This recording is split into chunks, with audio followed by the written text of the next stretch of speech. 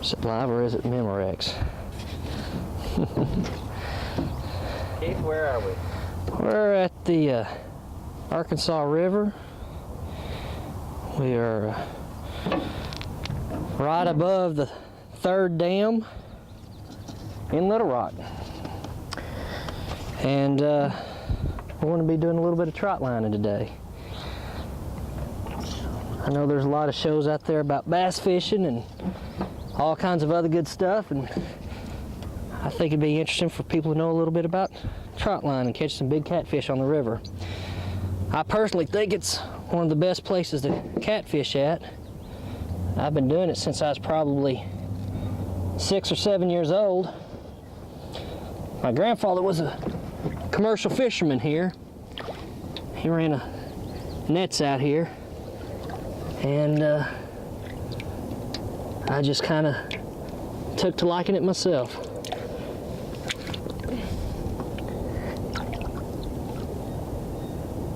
One thing that I am doing is I like to put my trot line below water,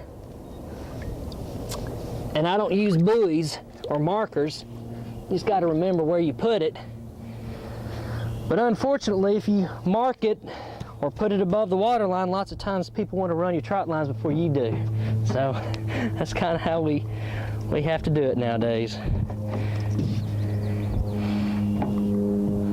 But one of the first things that I do is I like to set out the trot line first, and then we'll come back and bait it. It just seems like that works a little better for me on the river.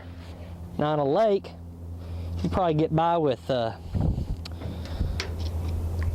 baiting it at the same time you set it out.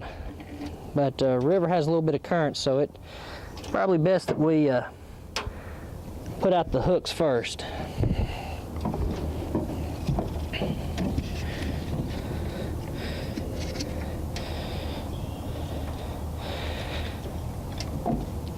What I do is lay it out and just take a good old rock and let it rest on the bottom. Here in a second, I'm going to have to get the cameraman to start the motor and back us up toward that point right there. You can see downtown Little Rock and the Capitol right there, guys. Nice shot of the Capitol. Like I said, we're in the heart of Little Rock. You don't have to go far to do it. Doesn't cost a lot of money to do it. And you can have a whole heck of a lot of fun.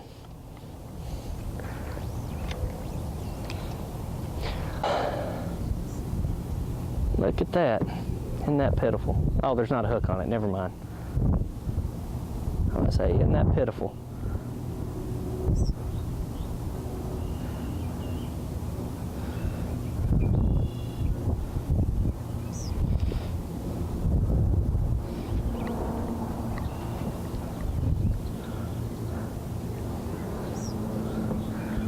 Okay, are we filming? Yes. Okay. What I like to use for bait, David, is shad. We'll take a casting net and I just throw it. Only problem with shad that I found out is they don't live very long. Right as soon as you catch them and throw them in the bucket, they tend to die. But old shad's a good bait to use. I'm going to come right over the top of you, David. Just grab that line and go on the opposite side of you. All right.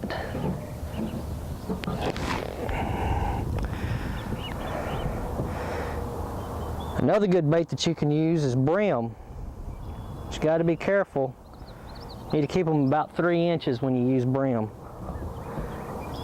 If you use too big of a brim, our friendly game warden won't like it too much and you'll probably get a ticket.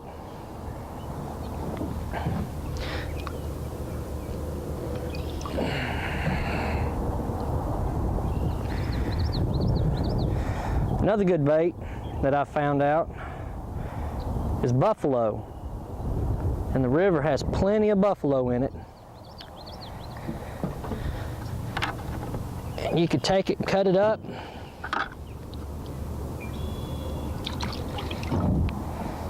and put those little cubes on it. It's real good for channel cat and blue cat. You won't catch any flathead on it though. Flathead only like live bait. And unfortunately, none of our shad are alive.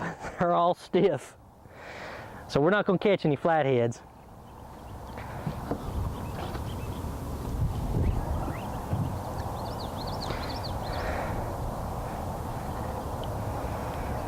That's a big old shad right there.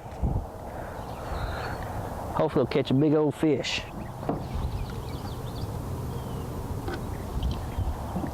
Is there a certain time of the year that's better than others?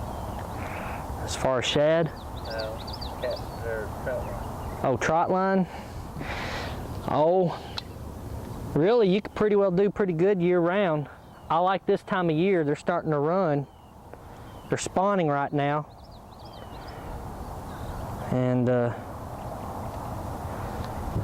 right now is a good time for commercial fishermen in hoop nets, or tramble nets, or gill nets, whatever they want to call it.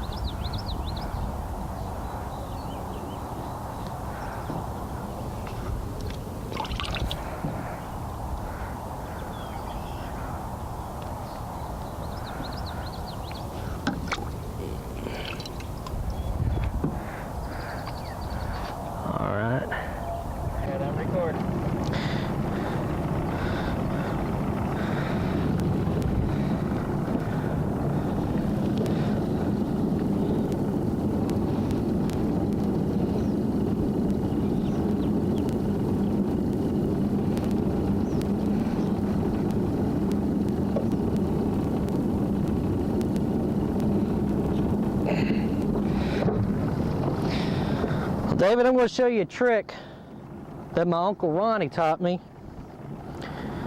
A lot of people have a hard time getting their trot lines tight the whole time, especially when you don't have current. Since we're behind this jetty, what you can do is tie a secondary line on the rock, give you a little bit of length on the rope, and I'll probably have you back up here in a second. And what that'll do is I'll keep tension on the secondary rope, and I'll keep that rock on the bottom of the river. Once I stretch that line out good and tight, I'll let the secondary line go, and you got a tight line. That's what you want. All right, Mr. David, going to back us up.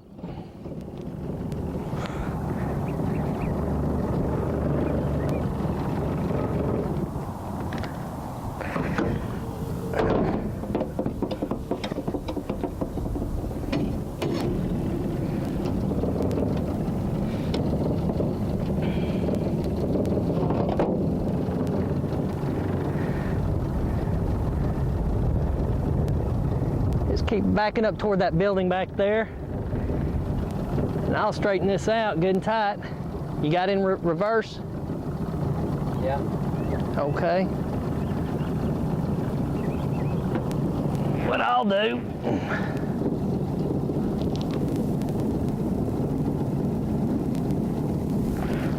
hold this second line and let that rock drop all the way to the bottom.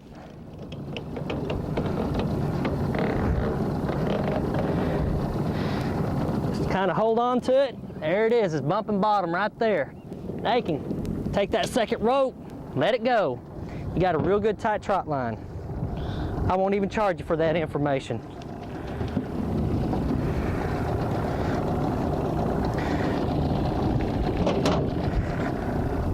All right. We're going to go on up river a little bit. And we're going to get behind another jetty, bring out another trot line, And this time we're going to go right behind the jetty off the point and bring it off around in the dead water, the dead spot, so that current can't get into that trout line and get it hung up on a log or something and carry it down river. But one thing that I'd mentioned earlier is about the boats. I see a lot of people come out here to the river with these small boats, 18-inch sides, 32-inch bottom, 14 foot, with a little old 9.9 on the back of it. And I ain't saying that they're crazy in the head or nothing, come out on the river with a small boat like that, but you got to have respect for this river. When it's running, you gotta respect it. You get yourself in trouble. But I recommend a good sized boat. I'm fishing out of a 16 foot. It's about a 52-inch bottom with 22-inch sides. And unless this river's really rolling, I feel really comfortable out here. You don't have to have a big old motor. I've got a 25 on the back of this little boat, but it's stable enough to where you can get to, a little bit of current and not feel uneasy about getting out here.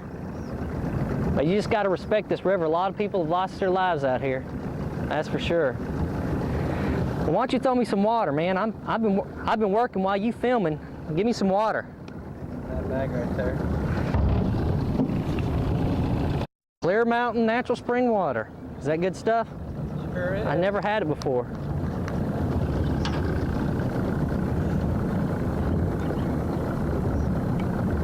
Oh, well, you can't beat water when you get hot. That's good water.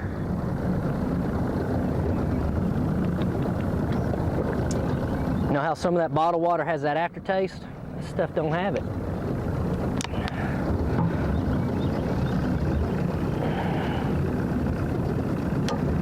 Well, all right, David. Well, let's go on and kick it in gear, and we'll get around this little jetty up here and we'll head upriver. Well, it's a beautiful day. Started out kind of rainy. I was wondering if we were going to be able to get out here today. But we'll run these trout lines tonight.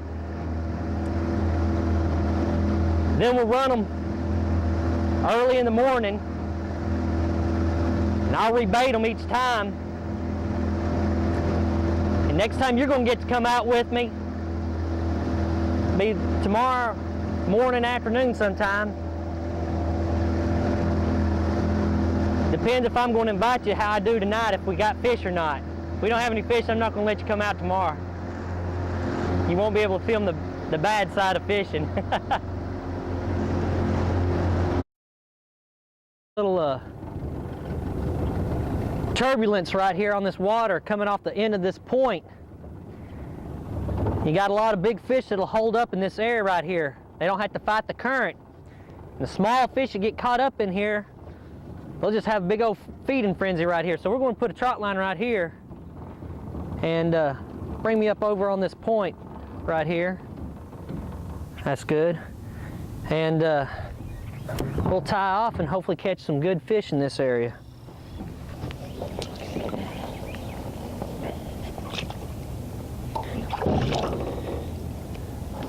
Now we definitely don't want to film me going into the river. I'm sure the cameraman will crack up laughing, but I would not enjoy it.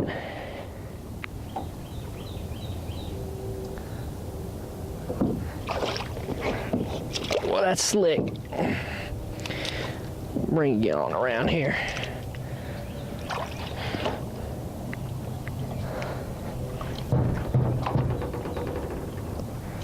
Another thing you got to be careful on getting out on these banks.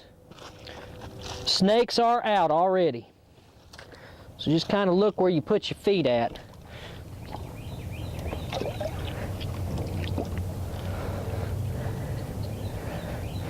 Looks like where somebody left an old trot line. Hadn't been ran in ages. That's another thing that irritates me. People come out here and use the resources of the river